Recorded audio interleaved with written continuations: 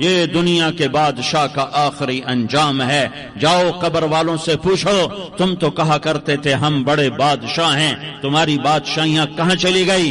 ان وزیروں سے پوچھو، تم تو کہتے تھے کہ ہمارے بغیر نظام نہیں چلتا، تمہاری وزارتیں کہاں چلی گئیں؟ تمہاری صدارتیں کہاں چلی گئیں؟ تمہاری قوتیں کہاں چلی گئیں؟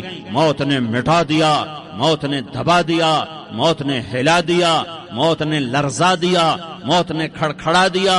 فَإِن مِتَّ فَهُمُ الْخَالِدُونَ، اگر میں آج مر گیا ہوں تو کیا آپ نہیں مرو گے؟ اگر یہ آج مر گیا ہے تو وہ نہیں مرے گا، اگر آج اس کا جنازہ اٹھا ہے تو کل اس کا نہیں اٹھے گا، اگر مزدور مر گیا ہے تو کیا بادشاہ نہیں مرے گا، اگر وزیر مر گیا ہے تو کیا فقیر نہیں مرے گا؟ ہاں ہاں ہاں، سب کے لیے موت ہے، موت ہے، موت ہے۔ ایک طارق جمیل کی موت ہے، ایک زید عمر بکر کی موت ہے، اور ایک کل کائنات کو اللہ موت کی نیند سلانے والا ہے۔